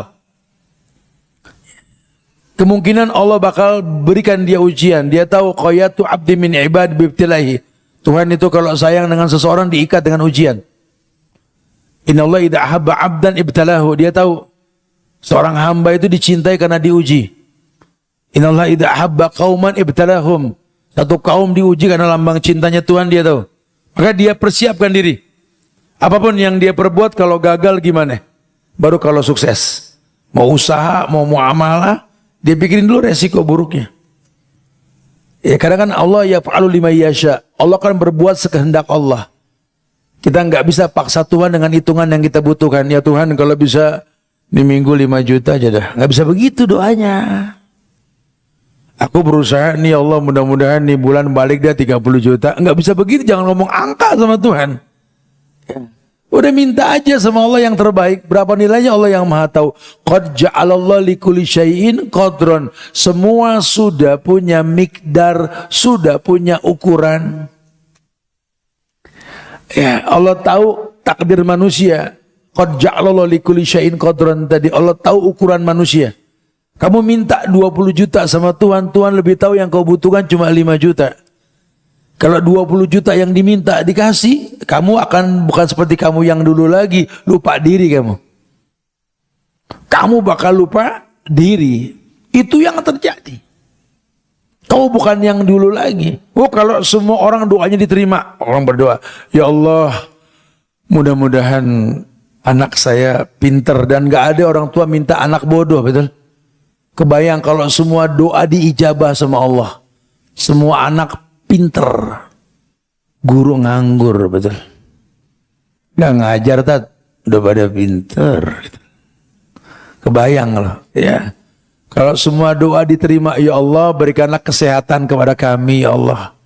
Nggak ada yang berani minta sakit. Kalau semua doa diterima, rumah sakit gulung tikar. Jangan pandang semua yang kita minta pasti keturutan, kemas keinginan menjadi sebuah kebutuhan. Makanya bahasa bijaknya ulama, Tuhan tidak memberi yang kau inginkan, tapi mencukupi yang kau butuhkan. Tuhan akan mencukupi semua yang kau butuhkan, bukan yang kau inginkan. Kalau sudah pakai bahasa kebutuhan, nggak diminta pun dikasih. Nggak diminta pun dikasih. Banyaklah hal yang kita nggak minta, Allah kasih banyaklah. Kita wa bi ni'mati rabbika fa hadis tadi sebut nikmat Allah. Hujan tuh nikmat. Di Arab sampai istisqa, bro. Biar hujan turun, saking nikmatnya hujan tuh barakatu minas sama. Ada orang Bandung minta hujan? Ada gak yang siang tadi minta hujan sama Tuhan? Saya nggak yakin, saya juga di Bogor kota hujan soalnya. Tapi dikasih kan sama Allah. Ingat gak zaman COVID 4-5 tahun yang lalu? Oksigen berapa setabung loh.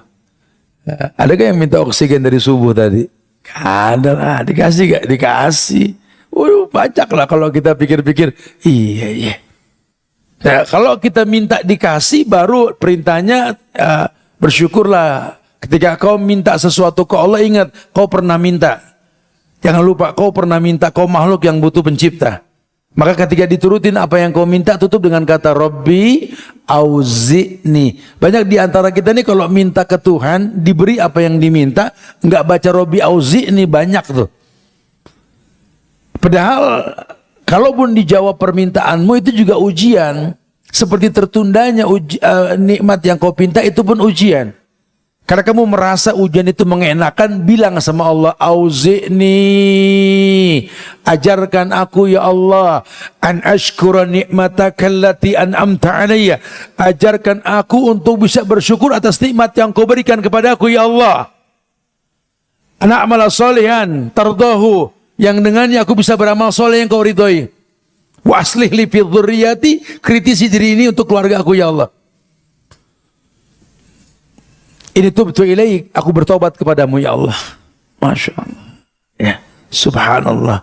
Jadi dia jadi orang yang betul-betul memperkirakan kebaikan yang memang terburuk yang akan terjadi, dengan dia menguatkan diri untuk siap menerima takdir tersebut. Masya Allah. Ya, jadi jelas sekali nasihat Syekh dengan tegas mengatakan bahwa orang yang beribadah dengan baik itu menjadi dia yang baru. Dia yang lebih baik ketimbang sebelumnya. Subhanallah, semoga manfaat yang disampaikan. Kita akan berdialog tanya jawab nanti insyaallah ya. Mudah-mudahan lah yang akan datang nanti saya akan giring bahasan ini lebih kepada manfaat dalam rumah tangga, akan kebaikan yang kita miliki, sehingga rumah tangga kita bukan seperti rumah tangga yang dulu yang banyak keburukannya ketimbang kebaikannya. Ya, cuma di awal saya bahas secara umum dulu bahwa kebaikan yang kita miliki hari ini tergantung banyaknya ilmu yang kita punya ketika kita menggugurkan kewajiban dalam bentuk ibadah. Ya, ihfazillah yahfazuk, ihfazillah tajidhu tujahak. Hingga kamu bisa menjaga Allah dimanapun kau berada, tegakkan syariat. Kalau kau bisa menjaga Allah, menjaga syariatnya, Allah bakal jaga kamu. Kau bukan kau yang dulu lagi nanti. Allahu a'lam bishawab. Tip jemaah, ini di hadapan kita sudah ada soal-soal yang banyak. Mungkin jawabannya sampai zuhur. Jazakallah khair, masya Allah.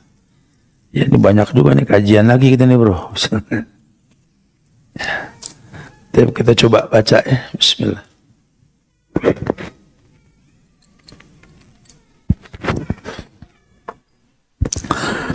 Ya, assalamualaikum warahmatullahi. Masih ada juga di Hanafi. Dia udah sering bilang dalam agama kita itu yang dikosor cuma sholat. Nggak ada ibadah lain yang dikosor kecuali sholat bro. Jangan doa dikosor, jangan. Ya, Anda boleh pakai short message, pesan sama orang ya, pesan singkat silakan. Kalau sama Tuhan jangan jangan dibikin short, jangan bikin pendek gitu. Jawabnya gimana? Aswar was gitu. Ya nggak boleh ya, ini nanti ya lain kali kalau nanya Bismillah aja, Ustaz mau nanya Assalamualaikum Ustaz gitu ya.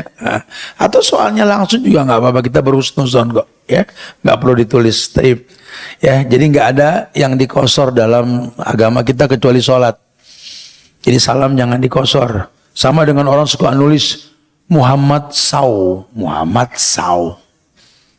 Allah sewet, Allah sewet. Gak boleh tuh. Ini jadi bid'ah nih kalau begini nih. Sesuatu yang baru yang zaman Nabi gak ada itu. Apa Ustaz mau tanya, hukum wanita memakai parfum itu kan haram ya Ustaz? Iya sama, mengkosor salam juga sama haram. Ini kita disibukin sama kayak beginian, salam aja masih berantakan ya. Kecuali memakainya di dalam rumah untuk suaminya. Pertanyaannya, apakah boleh seorang wanita memakai wewangian tapi bukan parfum yang ia pakai, tapi Molto? Bicara merek nih. Tip. Tahu gak yang dikatakan atib? Parfum itu. Atib atau parfum itu yang dipakai setelah dia bersih dari mandi.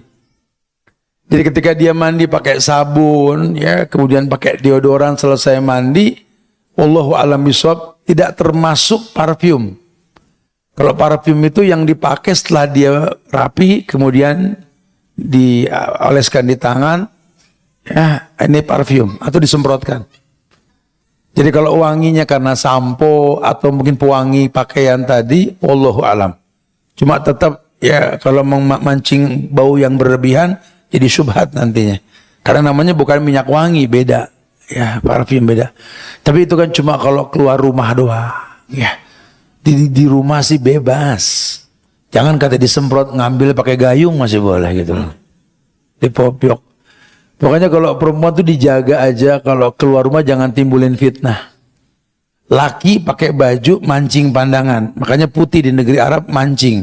Orang Arab nggak mungkin perempuan pakai baju putih. Karena baju perempuan itu nolak pandangan, bukan mancing pandangan. Makin gelap makin bagus, tapi nggak perlu hitam. Hitam diperbolehkan, tapi nggak perlu hitam.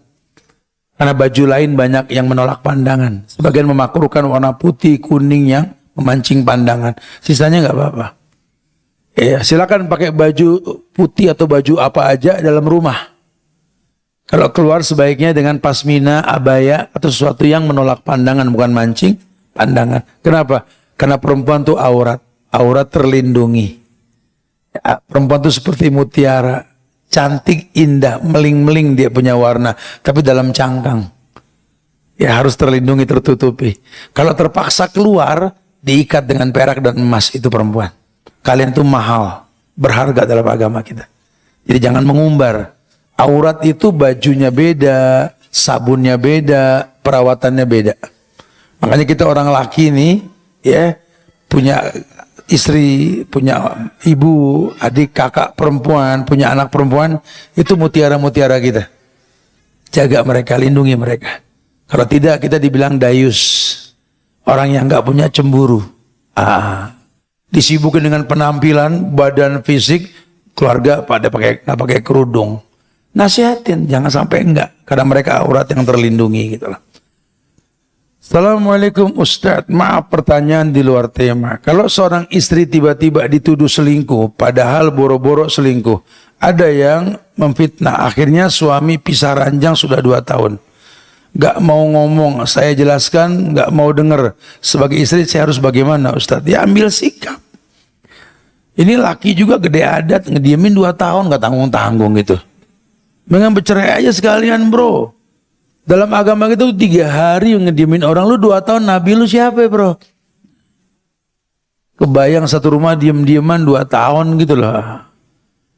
Ya tinggal diklarifikasi. Kalau kita menuduh, berikan saksi.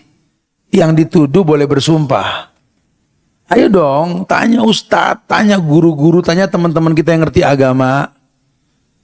Ya, wallahu a'lam bishawab. Kita kalau mau membuat sebuah formula atas keburukan yang ada, cari hukum sebab akibat. Anda bisa bilang istri itu selingkuh, ya cari sebabnya apa? Mungkin Anda kurang ilmu, kurang perhatian, kurang Anda mencukupi dan lain sebagainya. Karena perempuan itu kan terjaga, terlindungi, terfasilitasi untuk melayani. Ya. Yang curiga dengan pasangan bukan cuma Anda. Kasus Nabi dengan Aisyah juga masalah gelang yang jatuh sama itu kan. Sehingga ada fitnah melalui Abdullah bin Ubay bin Salul dulu. Pentolan munafik Madinah itu ya. Ya klarifikasi. Anda bisa menuduh ada buktinya gak? Kalau ada buktinya ya udah ketahuan. Ambil sikap. Nasehatin atau putusin. Jangan didiemin 2 tahun. Masya Allah. Ya salah lagi. Ya Anda yang dituduh ya tinggal klarifikasi, berikan bukti atau bersumpahlah atas kesalahan dalam tuduhan tersebut. Ya, wallahu a'lam bishawab. Assalamualaikum warahmatullahi wabarakatuh. Semoga Allah wa iyyakum insyaallah. Ustaz izin tanya. Tadi Ustaz menjelaskan cinta pada Allah akan membuat Anda berfungsi. Boleh dijelaskan lebih detail Ustaz untuk menguatkan pemahaman Anda Ustaz? Iya, tadi sudah dibahas. Sampai berapa tuh Anda bahas tadi tuh? Ada lebih dari 10 tuh. Ya ketika Anda mencintai Allah, Anda tahu bahwa Allah ciptakan Anda untuk sebuah peruntukan. Ya tadi globalnya inna sholati wa nusuki wa mahyaya wa mamati lillah, hanya untuk Allah. Hanya untuk Allah. Ini kan sudah bukti cinta kita ke Allah. Makanya cinta dalam agama kita yang mengedepankan ilmu, yakin, ikhlas, jujur, baru bicara cinta. Nggak bisa Anda bilang cinta sama Allah kalau Anda nggak kenal Allah, nggak yakin sama Allah, nggak ikhlas ketika beribadah, Anda nggak jujur dalam ibadah. Nggak jujur lah. Allah bilang as-sholatu ala waktiha, sholat pada waktunya. Ente masbuk mulu, minta maklum Tuhan karena sibuk, bos gitu. Mau berapa lama sih kita jadi bos emang? Allahu Akbar. Ya, Subhanallah, ini yang bikin Abdurrahman bin Auf nangis tiap dapat untung dalam bisnisnya. Karena dia khawatir banget keuntungan membuat terganggu cumbu dia sama Allah. Orang-orang yang bijak begitu. Orang kalau bisa tarkud dunia, juhud, dunia bakal datang menunduk.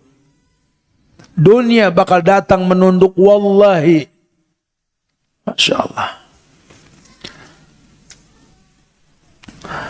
Ustaz, apakah boleh kita terus sedih akan masa lalu yang kelam, Ustaz? Ya nggak boleh lah. Wabki ala khotiatik boleh. Tangisi dosamu di masa lalu boleh. Ya, tapi kalau sampai kamu ini menyesal akan keburukan di masa lalu sampai niyaha itu meratap, ya nggak boleh. Udah, jadikan keburukanmu di masa lalu itu ya, sebagai modal fokusnya ibadahmu, dia akan datang. Ya, kita kan bangun malam ketika orang tidur kan kita merenung. Ingat dulu-dulu, astagfirullah ya Allah. Kita ngebuang waktu betul-betul lah. Menyia-nyiakan waktu. Cuman kalau ingat Allah itu maha pengampun, beruntung banget kita. Ampunan Allah itu lebih besar ketimbang dosa yang kita lakuin. Jika kita menangis walaupun di waktu yang sempit. Kita menangis di waktu yang sempit. Karena kenapa dibilang sempit? Karena ya Rabb, jamaah, sebentar lagi malaikat maut mendatangi kita. Dan ini gak lama lagi. Coba kalau kita ingat kayak gitu kan, aduh, apa yang kita bawa berjumpa dengan Allah ini. Karena sampai saat ini kita mengaku sudah hijrah, sudah beragama, tapi jujur ya gak usah dijawab. Jujur, sudah belum kita hafal nama Allah? Jawab saja di hati kita. Berapa lama kita sujud, kita ruku, kita i'tidal, kita iftiras, kita tawaruk. Tahrimuhut takbir wa tahliluhus salam. Salat kita gugurkan. Haji umrah kita lakukan. Sudah kenal Allah belum kita? Selama ini Anda menyembah Tuhan yang Anda tidak kenal.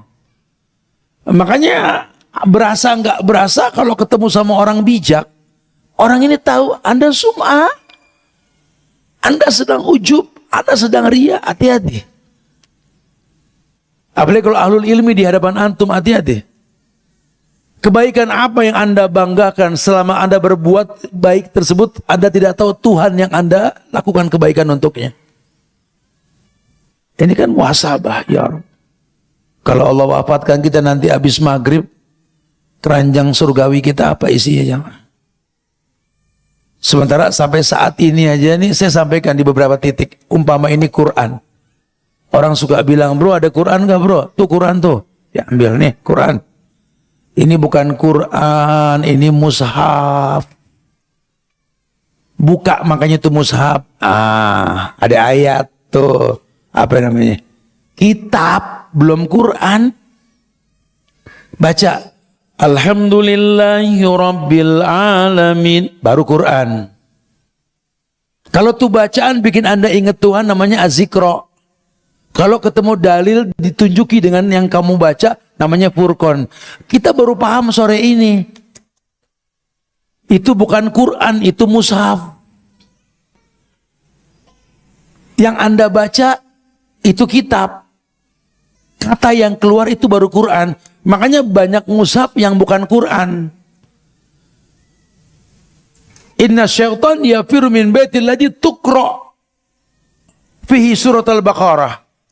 Setan lari dari rumah yang dibacakan surat Al-Baqarah. Bukan naruh Quran, setan takut. Setan jago baca. Man kana laisa fi jawfi syai'un minal Quran kal baitil kharab. Orang yang di dadanya enggak ada Quran kayak rumah kosong. Baca. Itu mushaf. Kalau enggak dibaca bukan Quran namanya. Kita baru paham sore ini. Kebayang tidak? Ya Rabb. Ya Rabb. Ya kalau gini nih namanya kita hisap diri kita. Karena nggak ada yang menjamin umur kita sampai besok. Nggak boleh berlarut-larut sedih, kita nggak boleh. Ustaz, bagaimana cara agar saya ridho, ikhlas, sabar setelah mengetahui suami telah berselingkuh yang kedua kali dan berzina, bahkan ingin menikahi perempuan tersebut untuk menjadi istri kedua? Apakah saya harus berpisah dan bertahan?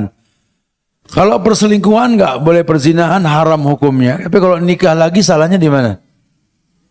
Ya, jangan, kalau dia memang betul terbukti berselingkuh, dia berzina, ya wajib dihukum. Anda bisa minta cerai karena Anda perempuan dibawa sama laki-laki ke sorga. Apa iya laki-laki yang suka berzina bisa bawa istri ke sorga? Tapi kalau Anda anggap ta'aruf dia yang kedua dianggap berselingkuh, Anda salah. Dalam agama kita suruh nikah 2, 3, 4 itu Tuhan yang nyuruh An-Nisa ayat 3 itu. Fangkihu matobalakum minan nisa masna wasulasa waruba.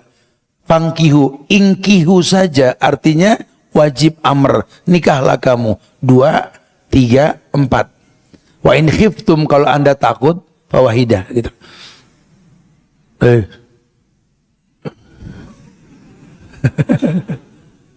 Ayat. Nah. Tapi tetap poligami itu solusi bukan tujuan. Ya, jangan Anda menghalalkan yang Anda belum paham. Nama Tuhan aja belum hafal mau poligami. Gitu loh. Bikin kerusakan tambah nantinya. Kuasai dulu agama dengan baik, baru perbanyak umat. Tujuan nikah memperbanyak umat. Sekarang umat yang mana? Ayahnya aja begini, pengen modal poligami, anak banyak, jadi anak soleh-soleha. Ya agak susah romannya gitu loh. Ya tapi jangan dicemooh juga. Lawang memang itu syariat. Nabi poligami, sahabatnya yang 4 poligami, betul. Abu Bakar, Umar, Utsman, Ali poligami gak? Poligami. 10 orang dijamin sorga, semua poligami. Yang gak poligami, babaliong di pik 2, soalnya betul soalnya. Kalian mau ngikutin siapa? Orang-orang soleh apa orang-orang kafir? Syariat. Ya, tapi kalau memang basically-nya dia selingkuh, dia berzina, ya wajib dihukum. Cuma kalau dia mau berpoligami selama memang dia sanggup, males. Tuhan yang menciptakan dia nggak melarang.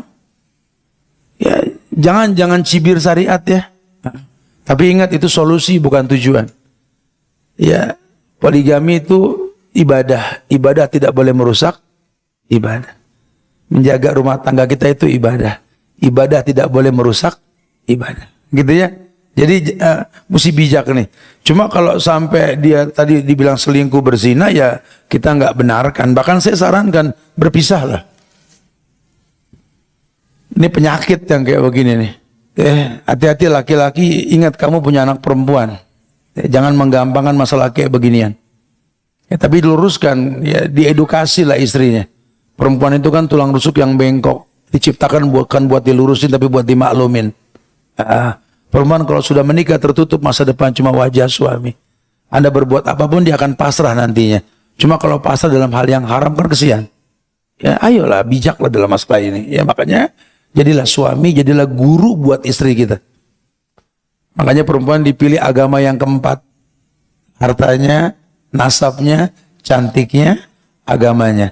Kenapa agama yang keempat? Karena suami itu guru dan dia suami buat istrinya. Hendaklah seorang laki-laki menjadi guru buat pasangannya. Orang laki banyak duduk di majelis ilmu supaya bisa mengedukasi pasangan untuk paham syariat. Wallahu a'lam. Assalamualaikum Pak Ustadz, saya istri yang pernah atau sering dikecewakan oleh suami saya karena sering dibohongi dan pernah dikhianati Pak Ustadz. Bagaimana caranya supaya saya bisa ikhlas memaafkan? Saya sering tidak percaya akan segala perbuatan dan kata-katanya. Setiap hari saya banyak curiga. Tolong saya Ustadz, apa yang harus saya lakukan? Belajar benci dan cinta karena Allah. Berikan alasan Anda mencintai pasangan karena Allah, membenci pun karena Allah.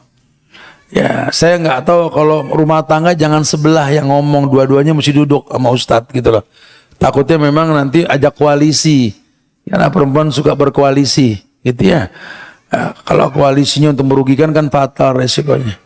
Ya wajar perempuan minta pertolongan tuh karena perempuan lemah. Dia minta tolong dong Ustadz, gimana sih? Itu biasa perempuan gitu loh. Ya. Tapi ya tetap mesti tahu hukum sebab akibat. Kenapa dia begitu dulu kan nggak begitu nih laki. Sekarang dia begitu, ada hukum sebab akibat tuh. Ya.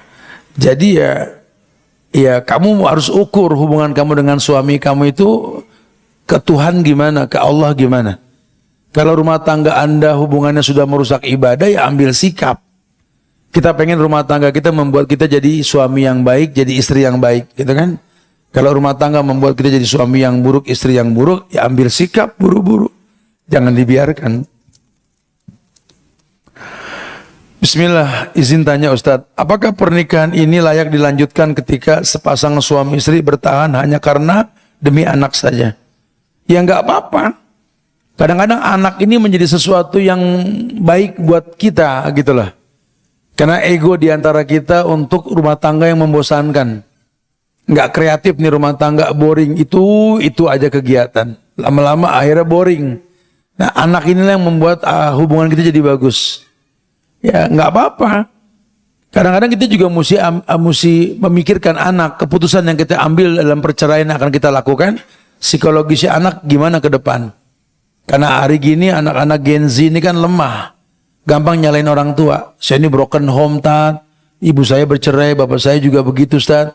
Padahal di zaman dulu juga yang bercerai banyak. Sampai penghuni sorga, Asma dengan Zubair aja bercerai. Tapi anaknya semua masuk sorga mati syahid. Zainab bercerai dengan Zaid. Zainab minta cerai dari suaminya. Kemudian dia nikah sama Rasul. Banyak kok zaman Nabi yang bercerai, banyak. Gak ada masalah. Dan kita nggak bisa menyalahkan hubungan orang tua kita. Suami istri itu ada bekasnya. Anak ke orang tua nggak ada bekasnya. Bisa gak yang mau bercerai nggak membuat kerusakan hubungan anak dengan orang tua? Ya, jangan pas cerai diprovokasi anak untuk benci sama orang tua. Kalau sudah bercerai, kalian nyaman, nggak ada hubungan lagi, anak dilarang ketemu sama orang tuanya. Kamu mau kemana? Mau ke ayah kamu? Awas tuh laki itu biadab. Kamu mau kemana? Mau ke mama. Itu perempuan nenek lampir gitu. Gak boleh ya. Itu urusan Anda punya bekas pasangan. Sama anak kita gak pernah punya bekas hubungan ya. Jangan karena nikah itu ibadah, cerai juga ibadah. Sekali lagi, nikah itu ibadah, cerai juga ibadah. Kalau bagus ini hubungan pertahankan. Orang mau ngomong apa memprovokasi jangan dengerin. Qul rabbiyallahu tsumastaqim. Katakan Tuhanku Allah istiqomah, terus jalan. Ya. Kalau sampai memang nggak baik, ya solusinya pisah. Makanya dibikin surat cerai di Quran namanya surat at-talaq. At-talaq, surat cerai itu. Nggak ada surat an-nikah, nggak ada. Karena bagusan at-talaq, bagusan cerai di Quran itu ya. Artinya Allah sarankan bercerailah. Jangan pura-pura bahagia. Depan orang mah, beb, ayang, yeah. Sampai rumah sambil-sambitan. Hah? FOMO banget. Ya. Allahu a'lam bishawab. Jadi ya nggak apa-apa. Tapi jangan sampai nanti keributan kalian di hadapan anak. Jangan ya. Nggak boleh lah keputusan hubungan kita ini merusak hubungan dengan anak, nggak boleh. Takutnya menginspirasi anak pada keburukan. Assalamualaikum Ustadz, minta doanya dong untuk suami anak yang sudah mau mengenal apa itu manhaj salaf. Minta sarannya agar beliau istiqomah dan anak juga beliau hadir di sini. Masya Allah ya. Ya semoga Allah istiqomahkan kita semua insya Allah. Ini manhaj ilmiah kok. Ya, ilmiah sekali. Yang disampaikan juga firman Allah, sabda Rasul dengan contoh-contoh yang baik. Dan kita butuh itu gitulah. Bersyukurlah kalau kita orang laki punya pasangan yang bagus agamanya, beruntung banget ya. Karena perempuan di mata kita laki-laki itu baju buat kita. Kita berharap pasangan kita ini menutupi aib kita. Ya, perempuan di mata kita tuh harsun ladang tempat kita curhat. Alhamdulillah kalau bini ngerti agama kita bisa berdialog agama karena dia yang sering belajar gitu ya. Perempuan di mata kita tuh madrasah buat anak-anak kita, bersyukur. Kalau punya istri jadi guru buat anak kita, bersyukur banget ya. Dan yang terpenting bersyukurlah kalau punya pasangan jadi cermin buat hidup kita. Sehingga kita ngelihat diri kita dalam wajah istri kita. Alhamdulillah, bersyukurlah. Bismillah, assalamualaikum Ustadz, izin bertanya. Jika saya menginginkan pasangan saya lebih baik dari segi agama, ya, ibadah, wajibnya diperbaiki dan menambah ibadah lainnya. Apa yang salah Ustadz? Ya enggak ada yang salah, cuma tinggal caranya gitu loh. Karena kadang-kadang kita pengen orang sama dengan kita. Jangan, kita aja butuh waktu untuk bisa berubah. Apalagi orang yang mungkin gak seperti kita. Sifat orang yang berilmu itu sifat ulama. Khiyarukum linisaikum. Yang paling menyiapkan maklum buat perempuan di hadapan kalian. Ya, karena yang paling susah dimaklumi kan perempuan. Laki-laki yang khiyar. Khiyar itu sifat ulama. Artinya memaklumi. Ya, kita bisa seminggu paham. Kadang-kadang orang belum tentu. Dia butuh 2 pekan, 3 pekan, sebulan, setahun. Atau tunggu kita mati baru paham. Wallahu a'lam. Jadi ya boleh-boleh aja kalau kita menginginkan pasangan lebih baik dari segi agama. Ya, cuma ya tetap ada proses. Jangan terus kita pengen gas. Karena yang sering terjadi hancurnya rumah tangga ini karena pemahaman yang lebih di pihak istri. Suami jadi nggak nyaman atau sebaliknya. Orang yang mengenal agama itu punya sifat penghuni sorga. Qoribin hayyin sahlin. Qorib gampang akrab, hayyin lembut, sahlin itu mudah. Jangan ngerti agama jadi galak, jadi kaku, jadi keras. Nanti orang nggak nyaman. Ku anfusakum wa ahlikum. Terkadang pasangan saya tidak menerima dengan mengatakan ekspektasi saya ke pasangan terlalu tinggi. Iyalah, ini yang sering terjadi lah. Kita terlalu berharap lebih kepada pasangan kita, padahal kita lupa, kita kawin bukan sama ulama. Kita kawin bukan sama penghafal Quran. Ya, jadi jangan sampai sikap kita ke pasangan kita seperti sikap kita ke ulama. Ulama juga jadi ulama butuh waktu, gak bisa langsung. Apalagi pasangan kita yang bukan orang pesantren. Ya, jangankan ngerti Quran, hafal nama Tuhan aja belum, ya kan? Coba siapkan maklum lah. Ya, paling tidak wujud Anda itu menginspirasi mereka untuk berbuat baik. Cukup sudah. Sisanya Allah nanti yang menyempurnakan. Assalamualaikum Ustaz. Saya berada di fase di mana iman naik turun. Dan dengan kondisi saya yang sedang berpendidikan di kuliah, cobaan dan fitnah, Masya Allah, membuat diri saya terlena Ustaz. Adakah nasihat buat saya, para pemuda yang sedang berpendidikan kuliah agar bisa menjaga hawa nafsu untuk bermaksiat atau pacaran? Syukran Ustaz. Ya, saran saya sih kalau memang Anda sudah bisa manage waktu, ya menikahlah. Kalau belum bisa memanage waktu, karena nikah itu kan konsekuensinya kan bagi waktu, apalagi Anda laki. Ya, orang tua tetap nomor 1. Membagi antara pasangan, nyari nafkah, belajar, kewajiban tuh nggak gampang. Sebenarnya kalau Anda betul dalam menuntut ilmu, ilmu ini membuat Anda punya protektor yang memproteksi dari yang namanya syahwat berlebihan. Anda dengan ilmu Anda berpuasalah dengan puasa yang betul. Bersabarlah, karena kan belajar kita paling 2-3 tahun ke depan. Sabarlah selama itu dengan fokus belajar. Kalau memang sudah mampu, menikah. Nah, buat anak-anak muda yang sudah mampu bisa memanage waktu antara kerja, belajar, dan orang tua, menikah. Jangan tunggu lama-lama. Nikah itu ibadah yang paling gampang. Kata Abdullah bin Abbas, kalau aku tahu umurku sampai beberapa hari lagi, yang kulakukan adalah nikah. Karena nikah itu ibadah yang paling gampang. Dan ibadah. Karena anak muda sudah punya kemampuan nikah, nggak mau nikah, ente mau nunggu dajjal turun, gitu loh. Berdosa aja tiap hari deket tiang wifi nanya password mulu, cuma buat ngegoda anak orang, subhanallah. Ngegocek hati anak perempuan orang, apa? Berdosa. Enggak Tat, soalnya mendingan pacaran dulu Tat, kalau nikah takut gagal. Terus pacaran nggak gagal. Nikah bisa gagal, pacaran juga bisa gagal. Tapi kalau pacaran gagal udah pasti dosa. Nikah gagal nggak ada masalah. Ya beranilah ngambil sikap. Jangan coba-coba dalam hal ibadah gitu lah. Baik ya. Subhanallah. Ini mudah-mudahan banyak manfaat yang bisa kita terima dalam kajian ini. Ya. Ini ada beberapa pertanyaan yang bagus yang mungkin nanti panitia bisa kasih hadiah. Karena pilihkan beberapa pertanyaannya. Ya, buat teman-teman yang lain, semoga Allah berikan selalu yang terbaik buat kita. Banyak-banyak istighfar ya, banyak-banyak memohon ampun kepada Allah untuk keburukan yang pernah kita lakukan supaya kita menjadi orang yang lebih baik ketimbang masa lalu kita gitu ya. Dan mudah-mudahan juga Allah istiqomahkan kita di atas sunnah Rasulullah sallallahu alaihi wasallam. Allah jaga nih Masjid An-Nafi sebagai taman-taman penyubur iman selalu insyaallah.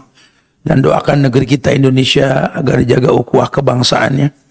Mudah-mudahan Allah berikan yang terbaik buat kita selalu, ya, menjadikan hamba-hamba Allah yang gemar menuntut ilmu tentunya. Ya, itu saja yang bisa disampaikan. Semoga bermanfaat. Kita tutup dengan kafaratul majlis. Subhanallahumma bihamdika asyhadu an la ilaha illa anta astaghfiruka wa atubu ilaih. Assalamualaikum warahmatullahi wabarakatuh.